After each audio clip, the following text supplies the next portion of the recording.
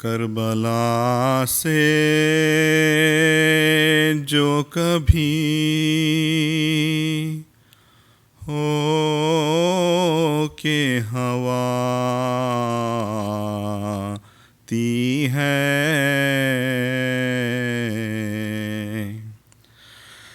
کربلا سے جو کبھی ہو کے ہوا تی ہے، کسی معصوم کی ہچکی کی صدا آتی ہے، کسی معصوم کی ہچکی کی صدا آتی ہے، کربلا سے جو کبھی ہاں دھڑکتا نہ ہو مرخد میں کہیں قلب رباب، ہاں دھڑکتا نہ ہو مرخد میں کہیں قلب رباب،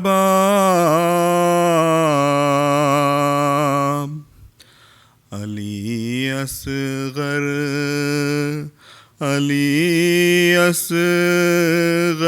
کی صدا آتی ہے، کربلا سے جو کبھی ہو کے ہوا تی ہے، کسی معصوم کی ہچکی کی صدا آتی ہے، کون سوتا ہے کنارے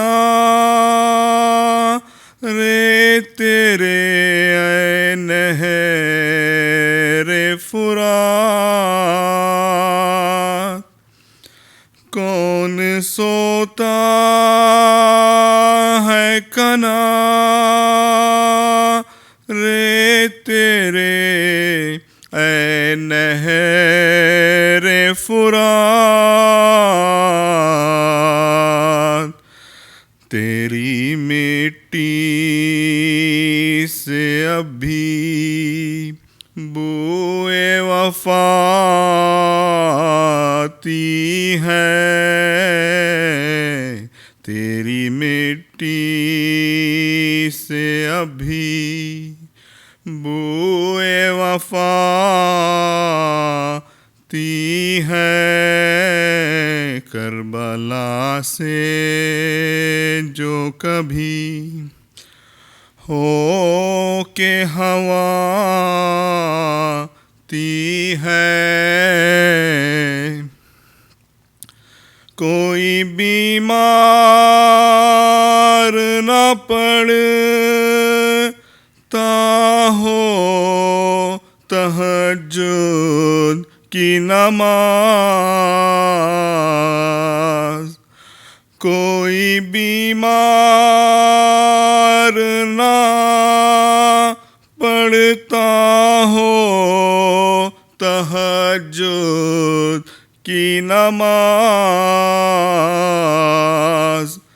رات کو بیڑیوں کی کیوں یہ صدا آتی ہے، کربلا سے جو کبھی ہو کے ہوا آتی ہے، جب کبھی زیادہ میں بھی जो होता हूँ शाही,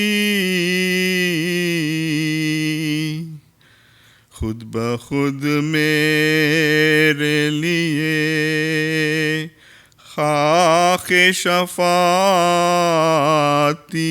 है। करबला से जो कभी हो के हवा आती है, किसी मासूम की हिचकी की सदा आती है। सल्लल्लाहु अलैहि मोहम्मद व आले मोहम्मद।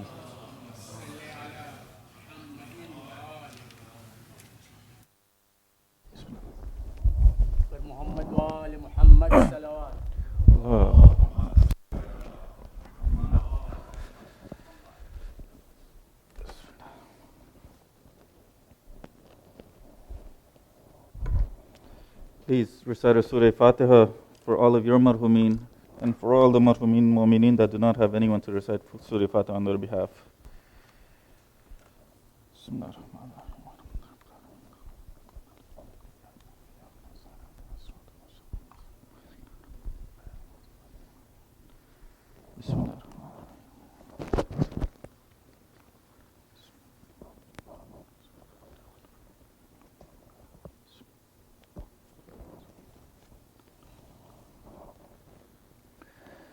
أعوذ بالله من الشيطان الرجيم بسم الله الرحمن الرحيم الحمد لله الذي لا يبلغ مدحته القائلون ولا يوصي نعمه العدون ولا يؤدي حقه المجتهدون الذي لا يدركه بهد الهمم ولا يناله غوث الفتن الذي ليس لصفته حد محدود ولا نعت موجود ولا وقت محدود ولا أجل ممدود فترى الخلائق بقدرته ونشر الرياح برحمته ووتد بالصخور ميدان أرض ثم الصلاة والسلام على أشرف الأنبياء والمرسلين وحبيبنا وحبيب رب العالمين أبي القاسم محمد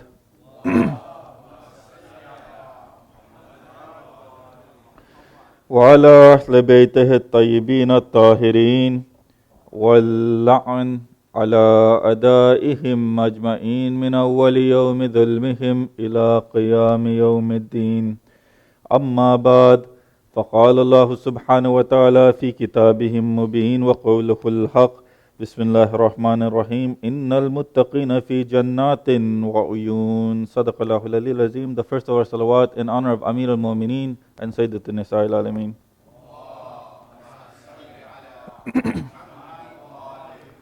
The second of our salawat in honor of Hassan and Hussein, the masters of the youths of paradise.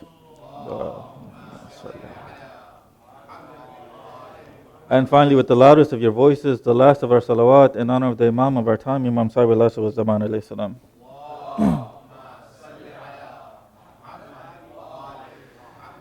Dear brothers and sisters, Assalamu alaikum wa rahmatullahi wa barakatuh. It's a known fact that this human being is the most complicated and one of the most astonishing creations of Allah subhanahu wa ta'ala.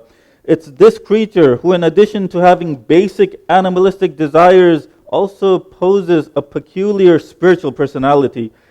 It's this creature, because of that peculiar personality, because of that spirit, Allah subhanahu wa ta'ala assigned the khilafat to this human being. What does Allah subhanahu wa ta'ala say in Surah Al-Baqarah? Allah subhanahu wa ta'ala, وَإِذْ قَالَ رَبُّكَ لِلْمَلَائِكَةِ إِنِّي جَاعِلٌ فِي الْأَرْضِ خَلِيفَةً. Allah subhanahu wa ta'ala says to the angels that pretty soon I will create a Khalifa on this earth. Why did Allah subhanahu wa ta'ala give khilafat to this human being? When you go and read the Quran further, Allah subhanahu wa ta'ala, He says that it was this human being. Allah subhanahu wa ta'ala gave a certain trust to the mountains, they rejected it. Allah subhanahu wa ta'ala gave a trust to all the other creations of His, they all rejected, but it was this human being that took it upon itself, this trust. What was peculiar about this human being that they could take that trust of Allah subhanahu wa ta'ala.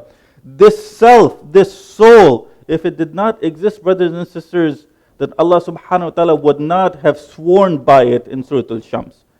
What do I mean? What does Allah subhanahu wa ta'ala say? After swearing by the sun, after swearing by the moon, after swearing by the night, after swearing by all those creations of His, what does He say? I swear that the one who purifies this soul is the one that has succeeded, and the one who corrupts this soul is the one that has failed.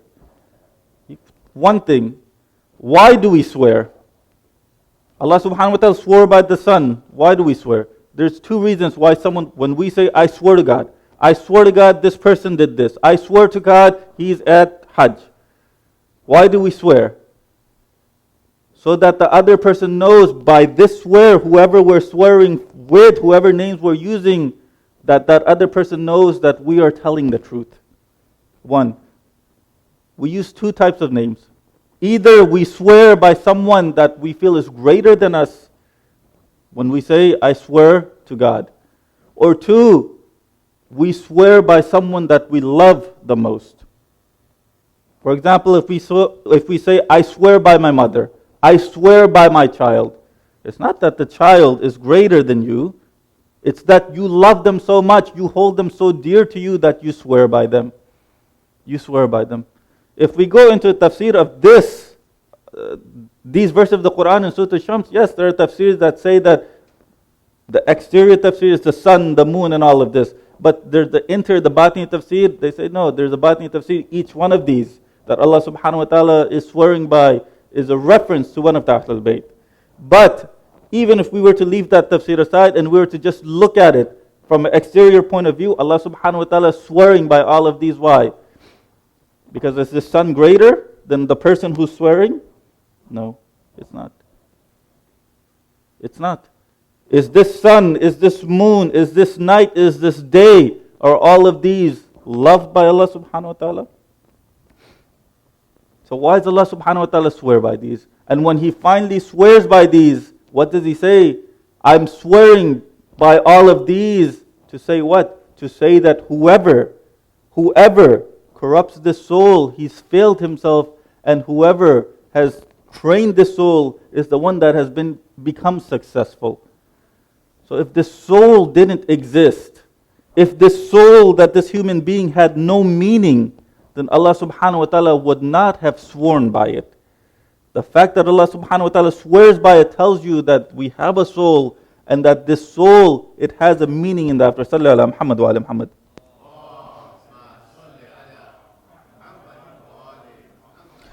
If you look at Islamic history, brothers and sisters, and specifically if you look at Shia Islamic history, you see that the people that succeeded were those people who were known as muttaqeen.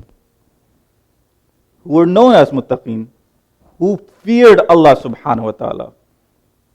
If you look at Salman Farsi, you look at Abu Zar Ghafari, all of those companions of the Ayman Islam who affected Islam positively, you see that they were all muttaqeen.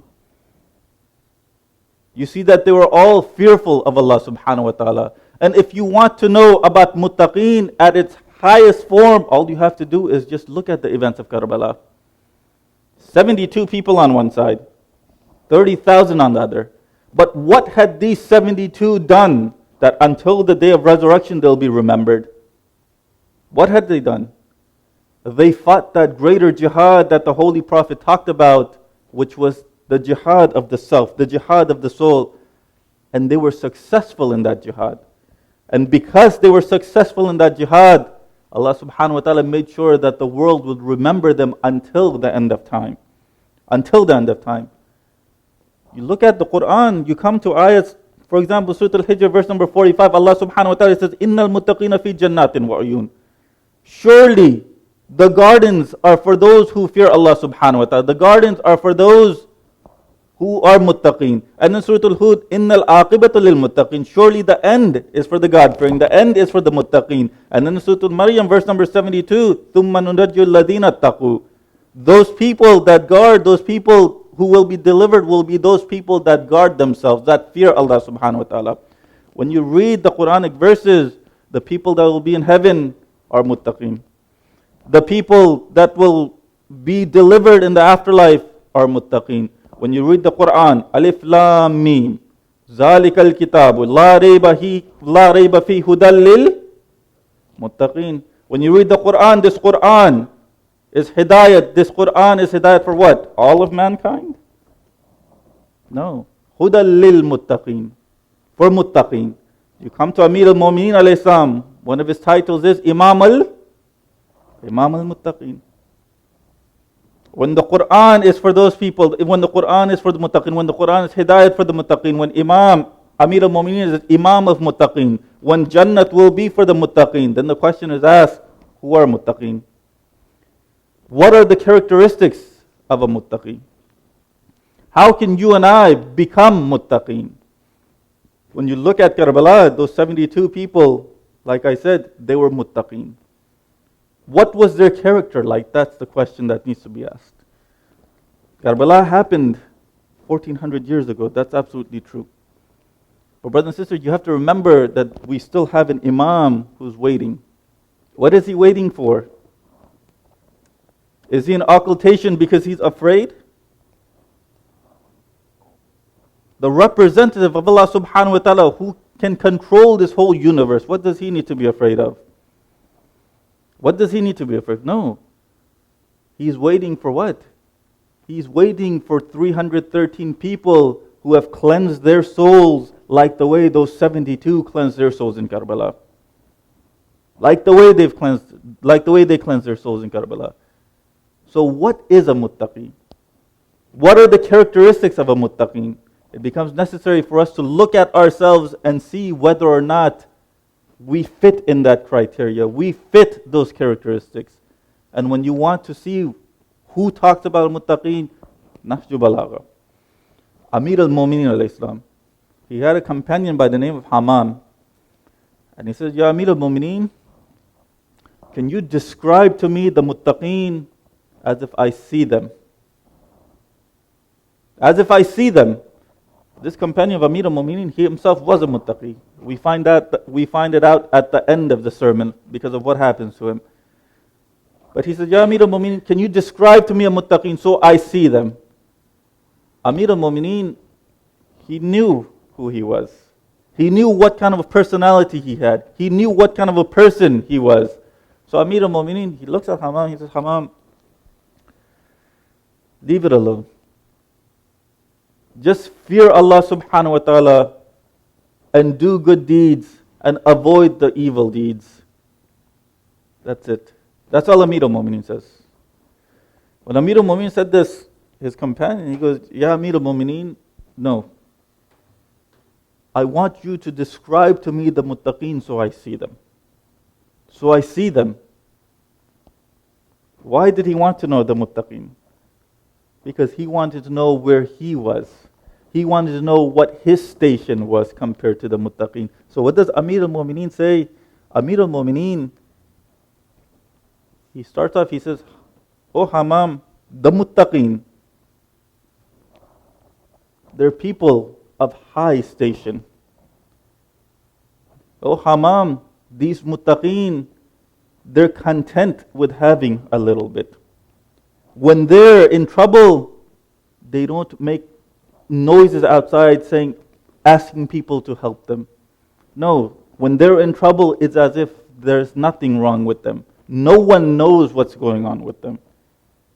Oh Hammam, these muttaqeen that you're asking me about, they fear Allah subhanahu wa ta'ala so much that it's as if they see hell in front of them. Oh Hammam, these muttaqeen worship Allah subhanahu wa ta'ala so much, it's as if they see the bounties of heaven in front of them. The bounties of heaven. And when you look at the events of Karbala, brothers and sisters, the night of Ashur, all of the companions are in one tent, Banu Hashim are in another tent. Imam Huseini alayhi salam, when he goes and he tells them, anyone that wants to leave, they can leave. The first person to speak up was Abu al-Fazl Abbas alayhi salam. And then it was Habib. What does Habib ibn Mazahir say? Tonight we commemorate the shahadat of Habib ibn Mazahir. What does Habib say? He says, Mawla, what use is there living after you? What use is there living after you? This is a muttaqeen. What does the Imam do? Do you all know? Each and every one of his companions, he calls them one by one. He puts his hand over their face, over their eyes, and all the veils have been lifted from their eyes. And what are they doing? They're seeing heaven in front of them. They're seeing what they will receive tomorrow when they go to the battlefield and fight against tyranny. They'll see all that. They see all that. They see what's happening to all the people that have come out against Imam Huseini alayhi salam. Like the way the Imam said, these muttaqeen, they see. Even in the time of the Holy Prophet, there was a young man. You might say, hey, Sayyid, this was Imam, he was using his power of imamat and he showed them this. Okay, no problem. He was using his power of imamat and he showed them this. In the time of the Holy Prophet, there was a young man, the Holy Prophet had just come out praying Salatul Fajr.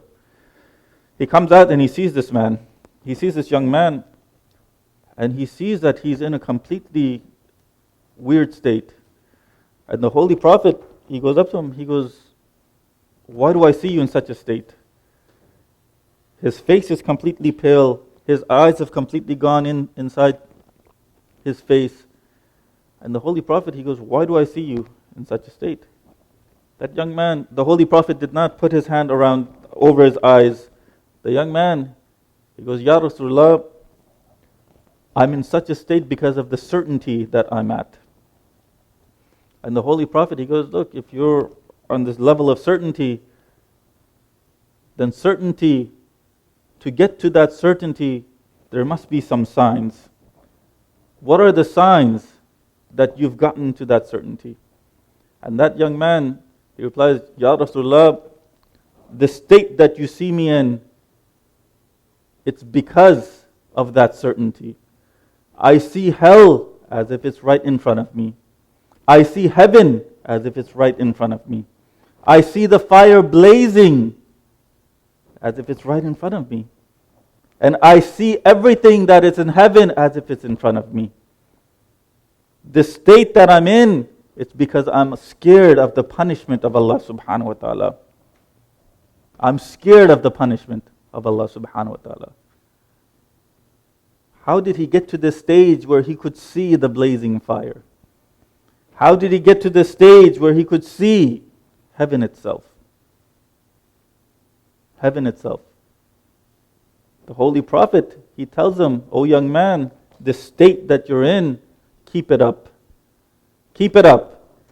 And this young man, he says, Ya Rasulullah, please pray that I become shaheed in this same state of mine.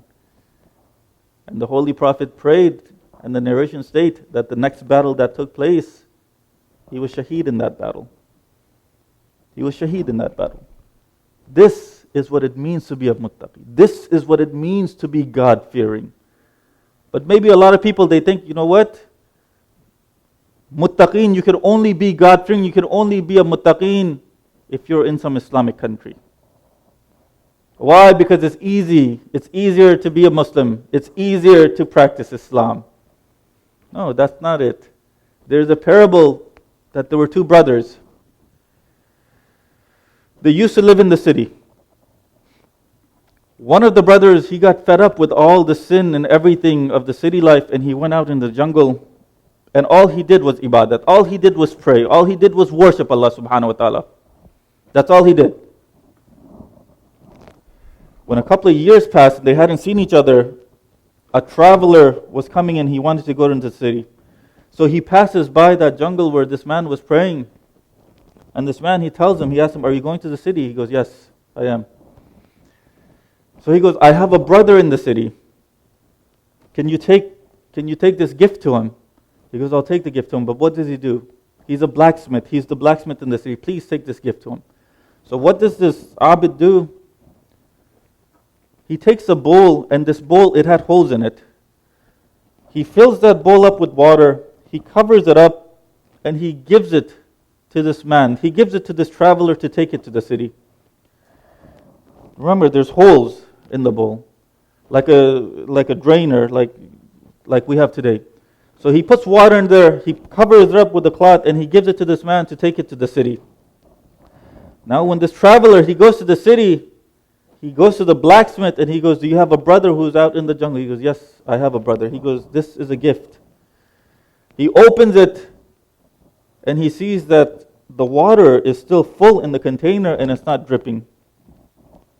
It's not dripping. So now the traveler that's brought that gift, he's astonished. He's like, what is going on here? What is going on here? So now the blacksmith, he says, okay, when you want to go back, come back to me because I have a gift that I need to give him. I have a gift that I want to give him. So when it was time for this traveler to go back, he goes back to the blacksmith. And the blacksmith, what he does is with his bare hands, he takes a piping hot rod out. He puts it in cotton, and that cotton, he wraps around cloth over it, and he tells this man, go back and give this to him. Go back and give this to him. So when he goes back to the jungle, he finds the Abid, and he goes, your brother, he gave me this gift. He told me to give it to you. So now this Abid, he opens up that gift. When he opens it up, he sees that the rod is still piping hot. The cotton hasn't been burned, and the cloth hasn't been burned either. It hasn't been burned either. So now this Abid is surprised. How can this be? What is this? So when the traveler leaves, this Abid, he comes from the jungle one day and he goes to see his brother. The brother, he had put the gift that he had been given up on the shelf. It was still completely full of water. Nothing had dripped. Now this Abid comes from the jungle, he comes with this gift. And he asks him, how is this possible? How are you able to do this? How are you able to do this? The brother who was the blacksmith, he says to him, look, you think just because you were out in the jungle, by achieving this, you did something great? Out in the jungle, it's easy to worship Allah subhanahu wa ta'ala. Out in the jungle, it's easy not to commit any sins. Why? Because there's no sins around you for you to commit. Whereas me, I'm here in this city. I'm surrounded by sins, yet I wasn't committing any of them. I never committed any of them. That's why you're able to see what I've done. And at that moment, brothers and sisters, what happens? There was a lady who walks in to the blacksmith. As soon as she walks in, the blacksmith, he speaks to her. And the Abid, he sees her. And as soon as he sees her, as soon as he looks at her, the water from that container starts to drip. The water from that container starts to drip. What does this mean? This means that if you were to go cleanse your soul out in the jungle, that cleansing would not be as strong as if you were to cleanse your soul within the city. That jihad al-akbar that the Holy Prophet talked about, it's not out in the jungle. It's not out in the Islamic world. That jihad al-akbar that the Holy Prophet talks about is here, where we're living. If we can succeed in that jihad over here, then we can be muttaqeen. For my sisters who are listening, being muttaqi or having taqwa is not wearing only and only hijab when you come to the center. Having taqwa means that you're in a state of hijab when you go to work. You're in a state of hijab when you go to school. You're in a state of hijab whenever you're with non-mahrams. For my brothers, having taqwa is not that you cast down your eyes and not look at women here in the mosque. No, that you cast down your eyes and not look at women when you're out working, when you're out at school. This is the mosque. This is just like that jungle. Here, religion takes priority. Nothing but religion is over here. But outside, as soon as you leave this mosque, you completely forget. You're completely surrounded by those sins. Being a muttaqeen, having taqwa, is when you're completely surrounded by those sins and you still say, I'm not going to do this. You still say, I'm not going to do this. You look at Karbala, brothers and sisters. Did Shimr alayhi not come to Abul Fazl Abbas and tell him that I have vouched for your safety? Did he not say that? He did. But what does Hazrat Abbas do? He says, we don't want this safety if it has nothing to do with Abu Abdullah al-Husayn alayhi salam. They could have easily taken it. No, this is what taqwa is.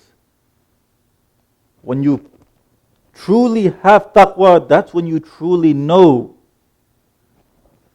who the Imam is. That's when you truly know what you need to do for the Imam. Praying, yes. But only praying will not give you taqwa. Fasting, yes. But only fasting will not give you taqwa. That's not what taqwa is. Taqwa is a whole state of being. And if we're not in that state and we call the Imam tomorrow, there's a good chance that we will be amongst those 30,000 kufin. Sallallahu ala Muhammad wa ala Muhammad.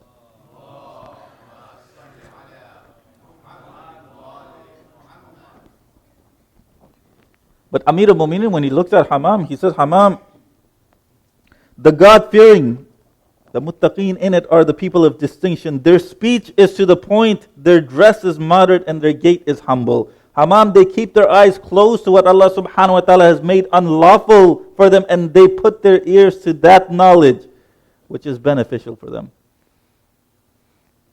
Meaning what? Meaning you don't look at what's haram. Meaning you don't listen to what is haram. And it just doesn't mean music, brothers and sisters. Ghibat, tale-telling is haram. Ghibat is haram. You don't listen to any of that. Amir al-Mu'minin, he says, they remain in time of trials as though they remain in comfort. If there had not been fixed periods for them, then each one of them would have left their bodies and gone towards Allah subhanahu wa ta'ala. Each one of them. The greatness of the Creator is seated in their heart, and so everything else appears small to them. And you look at Karbala, you look at those 72, the only thing they cared about was what? The only thing they cared about was Abu Abdullah al-Husayn alayhi salam. The representative of Allah subhanahu wa ta'ala. He was the only one in their hearts. That was it. And what does Amir al-Mu'minin, he say? Amir al-Mu'minin, he goes on to say, these muttaqeen, ya Hammam, when they're reading the Quran, if they come across a verse that talks about the hellfire, they're completely fearful of it. And when they're reading the Quran, if they come across a verse that talks about heaven, they're excited about it. How many of us, when we read the Quran the way Amir al-Mu'minin describes a muttaqeen reads the Quran? We'll read the Quran, Alif Lam Mim Zalikal Kitabul La Rayba, Alhamdulillah Rabbil Alameen, Ar-Rahman Ar-Rahim, Maliki Yawmiddin, and then we're done. We don't think about what we're reading. We don't analyze what we're reading. We don't stop and think about what is being said. Amir al-Mu'minin says these muttaqeen, they're constantly thinking about Allah subhanahu wa ta'ala in everything they do. When they go to sleep at night, they're fearful. When they wake up in the morning, they're excited. Fearful why? They're fearful that something might happen at night and they'll be punished in the afterlife. They're excited why? Because Allah subhanahu wa ta'ala has given them another opportunity to do good deeds. To do good deeds. And when you look at narrations, there's some narrations, brothers and sisters, that say that anyone that recites Surah Al-Qul Huwallah 7 times before they go to sleep, Allah subhanahu wa ta'ala, He'll protect them. Not just him, not just the angels. There's some narrations that say that if you read a certain verse, the angels, Allah subhanahu wa ta'ala puts an angel by your side and they protect you until the morning. But someone that reads Surah Al-Qul Huwallah, Allah subhanahu wa ta'ala says, He tells the angels to leave, and He Himself is the one who will look after this person that has recited this. This is the fazilat, or one of the faza'il of Surah Al-Qul Huwallah. One of the faza'il. And if you look at the Quran, every surah has a specific faza'il. Every surah has a specific specialty. In my prayers, the people that have prayed behind me, in the first rakat, what do I read? After Surah Al-Ham, Surah Al-Kawthar. All the time. Why? Because there's a narration from Imam Jafar Sadiq alayhi salam who says that whoever recites Surah Al-Kawthar in their prayers on the Day of Judgment, they'll be given drink from Kawthar. They'll be given drink from Kawthar. Yes, I understand that every surah has a specialty. You should try to read. That's perfectly fine. But it becomes our duty to find out what we want to read. Sallallahu ala Muhammad wa ala Muhammad.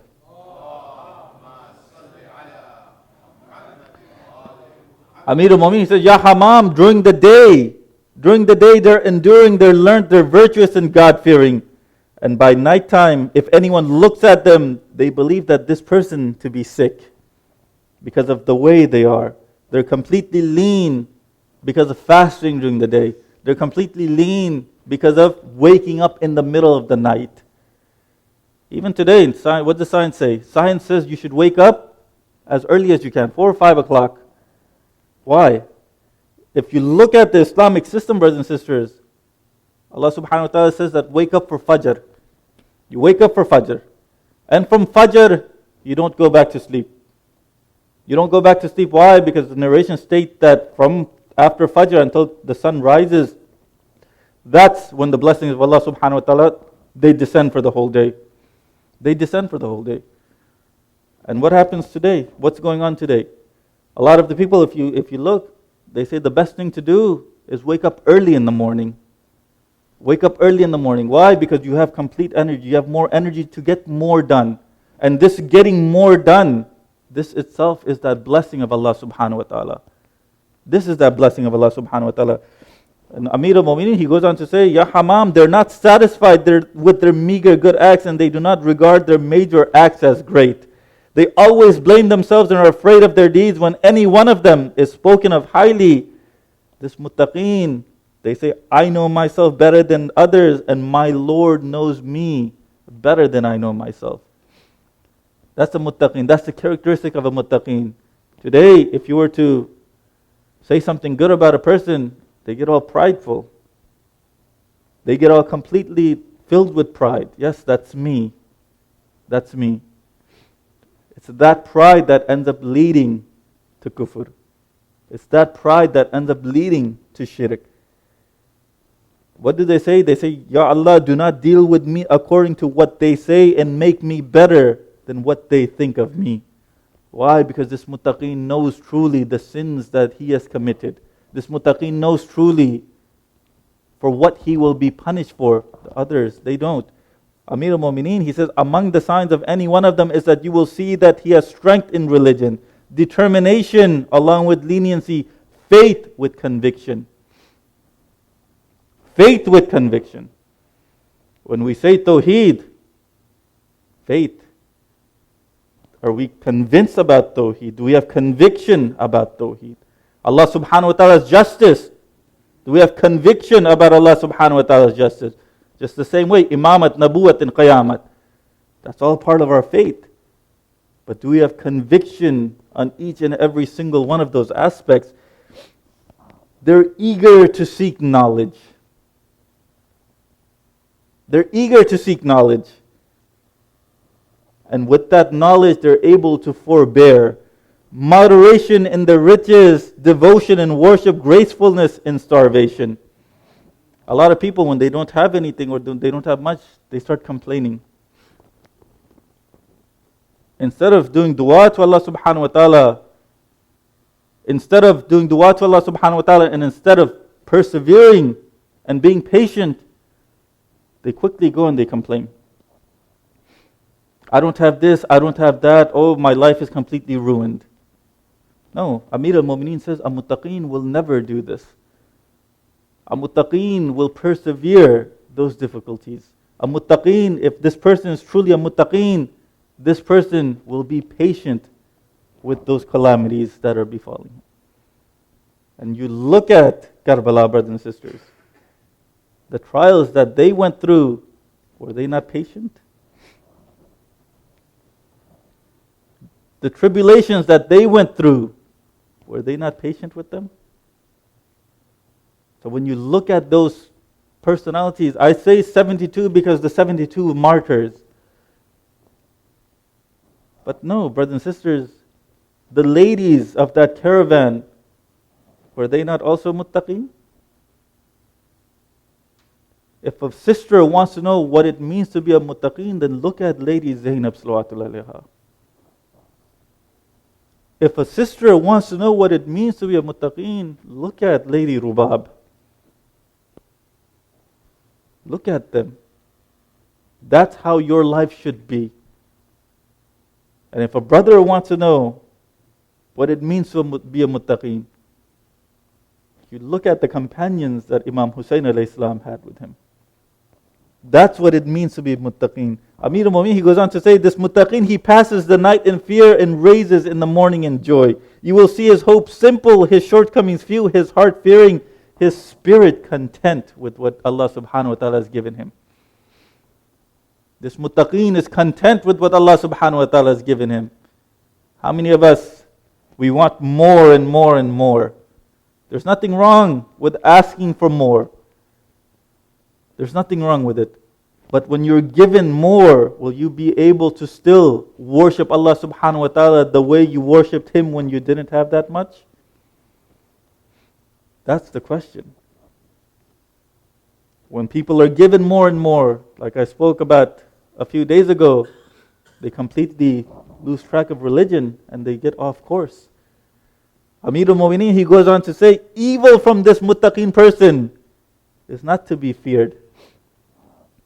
A muttaqeen will never do anything evil, not just to his brothers in faith, but to another human being. A muttaqeen, Amir al-Mu'mineen says, is always aware of the needs of his neighbor. How many of us know? Many of us, we live here, our neighbors, yes, they're non-Muslims. Just because they're not Muslims, does that mean that we don't look after them? If you look at Islam in its beginning, weren't most of them, the majority of them in Makkah, non-Muslims? Was the Holy Prophet not looking after them?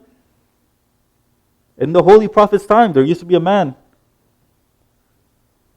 Every time the Holy Prophet would go out, this man, he would put dung in the Holy Prophet's pathway. He'd put dung in the Holy Prophet's pathway. And he'd have thorns in that same pathway. The Holy Prophet would go. One day, the Holy Prophet goes out that same route, and he doesn't see any of it. He doesn't see any dung. He doesn't see any thorns. He doesn't see any thorns. So he asked around, what happened to that man who used to do that? And they said, Ya Abul Qasim, he's very sick. He's very ill. And he's at home. So the Holy Prophet, he goes to his house. And he sits down next to him. And this man, he thought that the Holy Prophet was going to make fun of him. He thought that the Holy Prophet came here to curse him. But the Holy Prophet, he sits down next to him.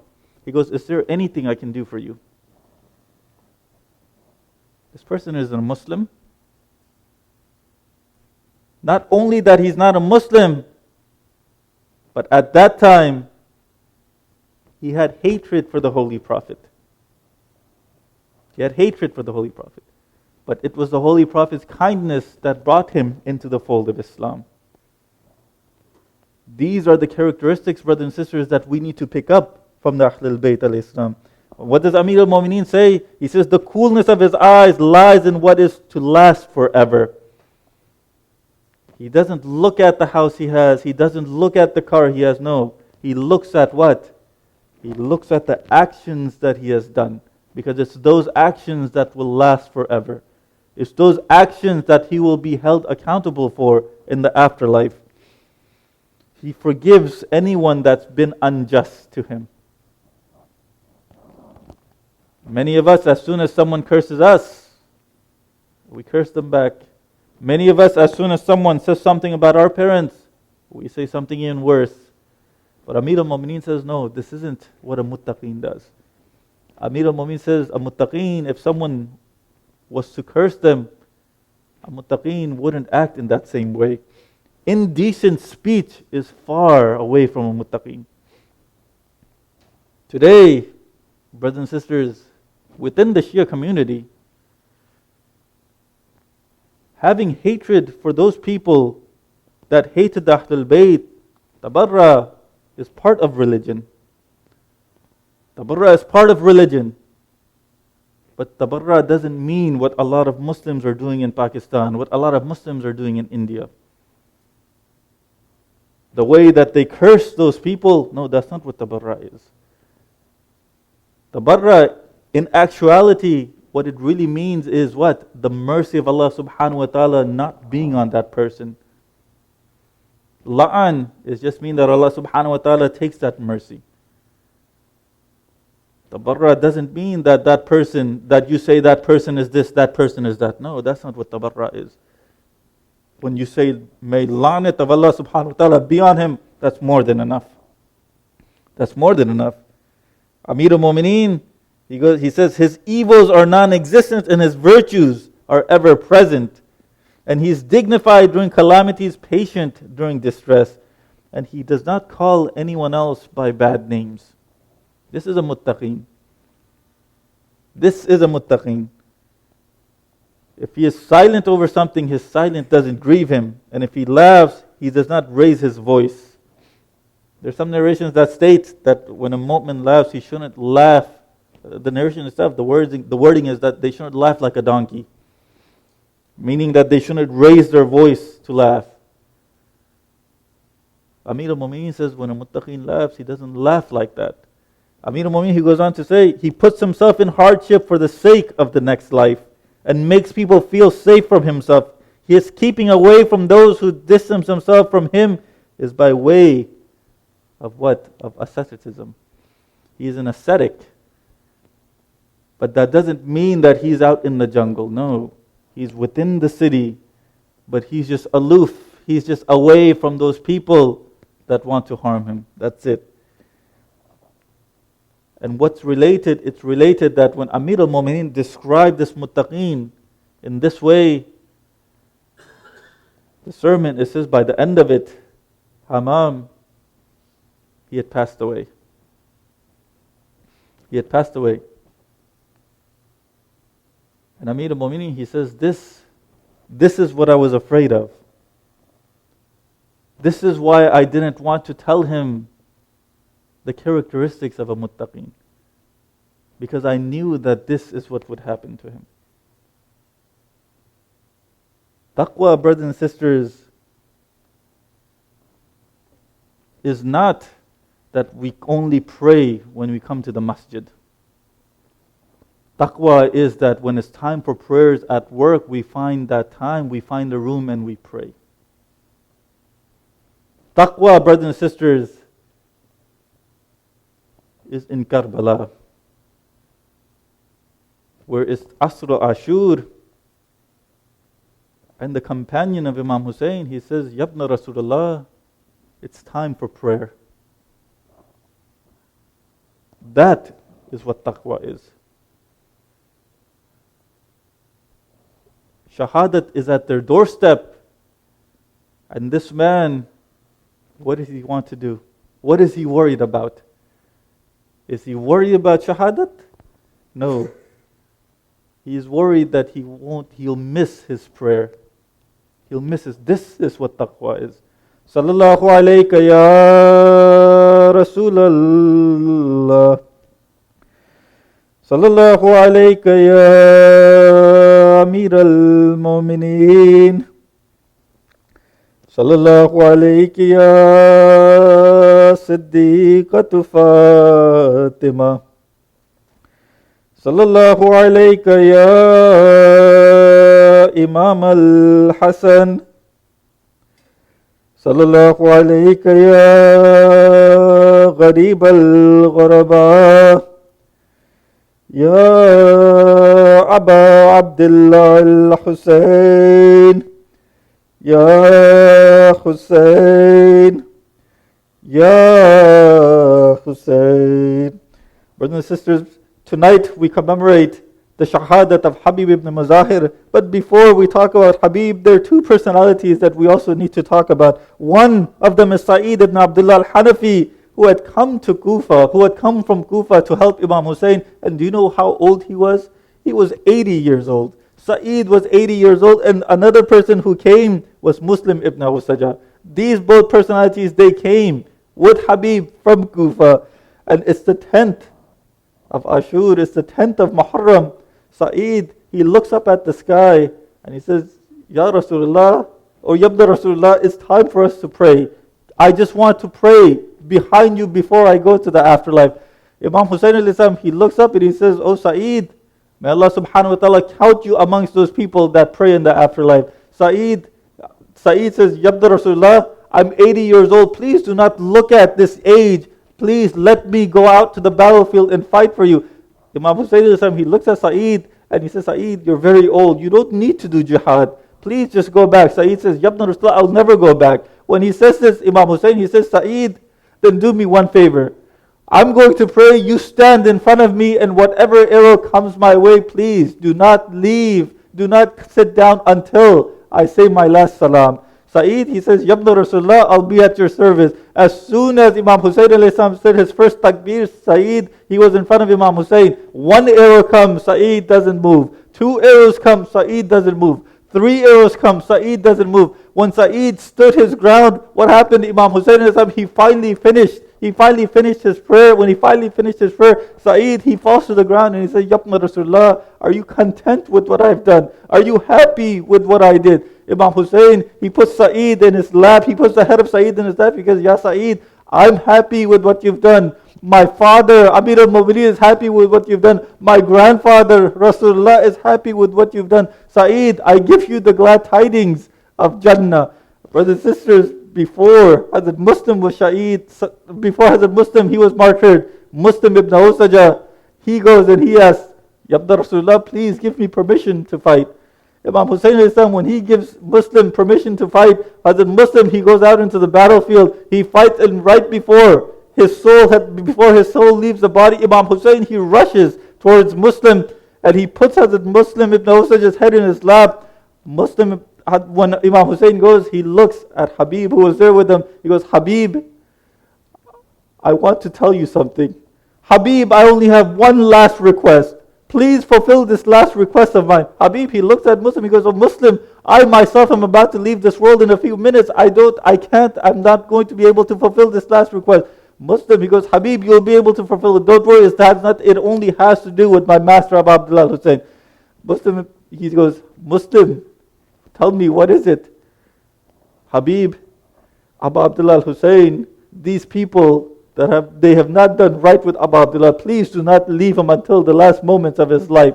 Habib, I warn you to be by this man's side and help him in whatever way you can.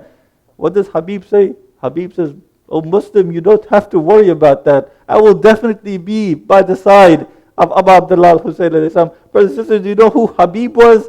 Before Habib, they say that about Habib, there was one time that he was going with his father, and Imam Hassan, Imam Hussein, they were with the Holy Prophet. The Holy Prophet was holding the hands of Imam Hassan, Imam Hussein. Habib was behind Imam Hussein, a few steps behind. And every time that Imam Hussein would take a step, Habib, he would take the sand from those steps and he would put them on his eyes. And the Holy Prophet, he saw this. And he comes back to Habib and he hugs him and he kisses him and he tells his father, Hey Mazahir, may Allah subhanahu wa ta'ala bless you and may He bless the mother of Habib. Mazahir says, Ya Rasulullah, tell me, why did you do this to my son? He's the servant of your grandsons. He goes, Hey Mazahir, you do not know what Habib was doing. As Hussein was walking, he was taking the sand from wherever he was stepping and he was putting it on his eyes and he was using that as barakah. This was Habib, brothers and sisters. And when Imam Husayn was coming towards Kufa, he writes a letter to Habib saying that this letter is written to Habib ibn Muzahir, who's a faqih. When Habib gets this letter, he reads the letter and he was eating. He reads the letter and he leaves it on the table. When he leaves it on the dinner table, Habib's wife, she looks at Habib and she says, Habib, who's this letter from? Habib says, oh my wife, this letter has come from the grandson of Rasulullah. This letter has come from the grandson of Rasulullah. Habib, what does Abu Abdullah want? He says, oh my wife, Abu Abdullah al-Husayn alayhi salam, he's coming towards Kufa and he's at this place. He wants me to come and help him. Habib, what does he do? He leaves the letter and his wife, she says, oh Habib, what are you doing? Why are you still eating? Why don't you go right now? Habib, he says, oh wife, all I wanted to do was test you to see what you would say, to see how you would react. Now that I know that this is your reaction, I will definitely go. Habib's wife, she says, oh Habib, not only you, but I will definitely go because I'm sure that Zainab, his sister, is always with him. She's always with him. I'm sure that she's always there. I will go with you. Habib, he takes the wife and he goes, and when he gets to the camps, what does he say? He goes and sees Imam Husayn. When he sees Imam Husayn, he gives him his salam. And then he goes to the camp of Lady Zainab, and when he goes and says salam to Lady Zainab, she replies, Assalamu alaikum salam ya Habib. Habib, he starts crying with all of his might and he says, oh Lady Zainab, where are you and where is this servant? You are the daughter of Batul, you are the daughter of Amir al-Mu'mineen, you are the granddaughter of Rasulullah, you are the mistress of the world and I'm just a servant. Why have you given me such respect? Inna lillahi wa inna ilayhi raji'un. Matam Husayn.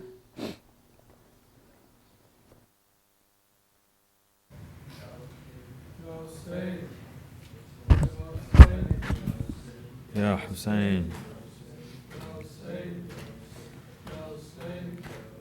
کہتے تھے شاہ خدا اے میرے پیارے حبیب، کہتے تھے شاہ خدا اے میرے پیارے حبیب، دے گئے تم بھی فراق اے میرے پیارے حبیب، کہتے تھے شاہ خدا اے میرے، کہتے تھے شاہ خدا اے میرے پیارے حبیب، دے گئے تم بھی فراق، سینے پہ نیزے لگے سینکڑوں صدمے سہے، سینے پہ نیزے لگے سینکڑوں صدمے سہے، ساتھ نہ چھوڑا میرا اے میرے پیارے حبیب، کہتے تھے شاہ خدا اے میرے، کہتے تھے شاہ خدا اے میرے پیارے حبیب، دے گئے تم بھی فراق، ہائے وہ تیری وفا بھولے گا کیوں کربلا، ہائے یہ تیری وفا بھولے گا کیوں کربلا، مجھ پہ ہے احسان تیرا اے میرے پیارے حبیب، کہتے تھے شاہ خدا، کہتے تھے شاہ خدا اے میری پیارے حبیب، دے گئے تم بھی فراق، ایسی کنارہ کشی شرط محبت نہ تھی، ایسی کنارہ کشی شرط محبت نہ تھی، دوست یہ کیا کیا اے میرے پیارے حبیب، کہتے تھے شاہ خدا، بیب کہتے تھے شاہ خدا اے میرے، نہ گئے تم بھی فراق،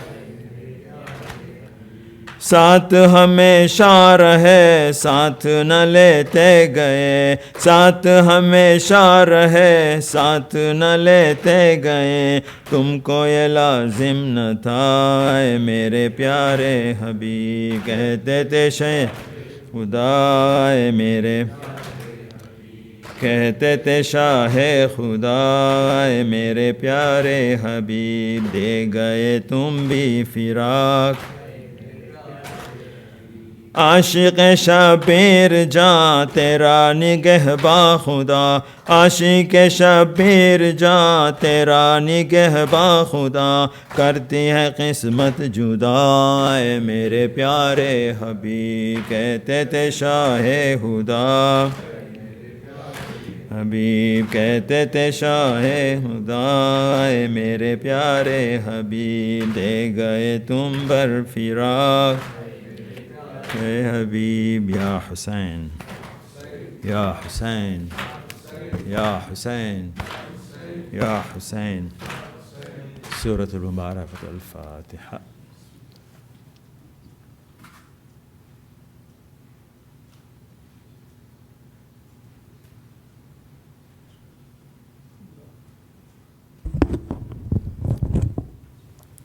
السلام عليك يا أبا عبد الله وعلى الأرواح التي حلت بفنائك، عليك مني جميعا سلام الله أبدا ما بقيت وبقي الليل والنهار، ولا جعل الله آخر عهد مني لزيارتكم. السلام على الحسين وعلى علي بن الحسين وعلى أولاد الحسين وعلى أصحاب الحسين جميعا ورحمة الله وبركاته. السلام عليك يا مولاي غريب الغرباء السلطان أبا الحسن مولانا علي بن موسى الرضا، كن شفيعنا وشفيع والدينا في يوم الجزاء ورحمة الله وبركاته. السلام عليك يا مولاي صاحب الوصف والزمان، الأمان الأمان الأمان. السلام عليك يا خليفة الرحمن، السلام عليك يا شريك القرآن، السلام عليك يا كعبة الإيمان. السلام عليكم ورحمة الله وبركاته. اللهم صل على محمد وآل محمد. بسم الله الرحمن الرحيم. اللهم كن لوليك الحجة ابن الحسن صلواتك عليه وعلى آبائه في هذه الساعة وفي كل ساعة، وليا وحافظا وقائدا وناصرا ودليلا وعينا، حتى تسكنه أرضك طوعا وتمتعه فيها طويلا برحمتك يا أرحم الراحمين.